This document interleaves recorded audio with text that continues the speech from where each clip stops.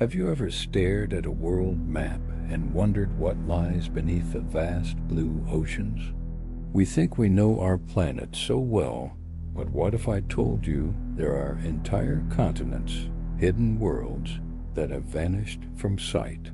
I'm not just talking about tiny islands. I mean land masses the size of modern-day countries, swallowed by the sea, erased by time. Where did they go? And could our own land be next? Today, we're embarking on a journey into the unknown to find the ghost continents of our planet. The idea of lost lands has captivated humanity for centuries. We've all heard the legends of Atlantis, a magnificent city-state that sank beneath the waves in a single day and night. Or the mythical land of Lemuria, a supposed bridge continent in the Indian Ocean. These tales, passed down through generations, speak to a deep-seated curiosity about what might have been. Were these just stories, the product of overactive imaginations? Or are they fragmented memories of real places, real catastrophes? For a long time, these were dismissed as pure fantasy. But as we'll see, modern science is starting to uncover truths that are stranger than any fiction. Let's start with the maps themselves. If you look at old world maps from the 16th or 17th century, you'll see some very strange things. Islands that don't exist, coastlines that are completely wrong, and sometimes entire landmasses drawn in the middle of nowhere. One famous example is Brazil, an island that appeared on maps west of Ireland for centuries. Sailors claimed to have seen it, a mystical land shrouded in mist that appeared only once every 7 years. Another is the island of Thule, a distant northern land described by Greek explorers. Were these all just mistakes? In many cases, yes. Early cartographers were working with limited information, often relying on sailors' exaggerated tales. Optical illusions like Fata Morgana mirages could make distant icebergs or clouds look like solid ground. These phantom islands were copied from map to map until more accurate exploration proved they were never there. But not every lost land can be explained away so easily. The real story of lost continents is written not on paper, but in the rocks beneath our feet and under the ocean floor. Scientists have discovered actual geological ghosts. Take Zealandia, for example. It's often called the eighth continent, and for good reason. Located to the east of Australia, this massive landmass is about half the size of the continent itself. Today, 94% of it is submerged deep beneath the Pacific Ocean. All we see of it are the tips of its highest mountains, which we know as New Zealand and New Caledonia. So what happened to Zealandia? Around 85 million years ago, it began to stretch and thin as it broke away from the supercontinent Gondwana. The crust became so thin that it sank, slowly at first, then more rapidly, until only its highest peaks remained above water.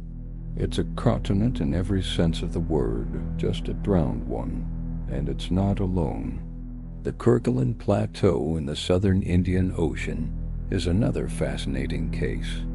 It's a huge underwater volcanic province, mostly a mile or two beneath the waves. But geologists have found evidence, like terrestrial fossils and coal beds formed from ancient swamp plants, that proves parts of this plateau were once above sea level. It was a microcontinent covered in lush forests that existed for millions of years before it too sank into the abyss. These submerged worlds are real.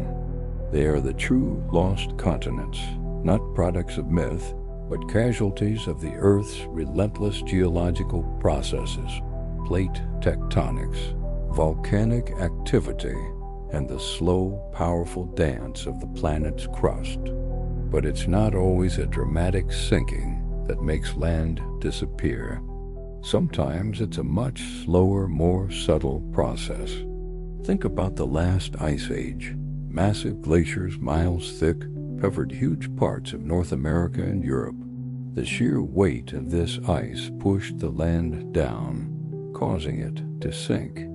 When the ice melted, the land began to slowly rebound, a process called isostatic rebound that is still happening today. But the melting ice also caused sea levels to rise dramatically. This created what we call Doggerland. It was a vast, low-lying plain that connected Great Britain to mainland Europe. It wasn't a mythical paradise. It was a real place, a Mesolithic heartland, roamed by mammoths and inhabited by our ancestors. For thousands of years, it was a rich hunting ground. But as the glaciers melted and the seas rose, Doggerland was slowly inundated. What was once a gentle river valley became the English Channel. A vast homeland was transformed into the North Sea, its memory preserved only in the stone tools and animal bones that fishermen sometimes dredge up in their nets. It didn't sink. It was drowned. Erosion is another powerful force of erasure. Over millions of years, wind and water can wear down entire mountain ranges, turning towering peaks into gentle, rolling hills. Coastlines are in a constant state of flux. Every wave that crashes on the shore carries away a tiny piece of the land. In places with soft cliffs, like parts of the English coast, entire villages have been lost to the sea over centuries. This isn't a hypothetical threat.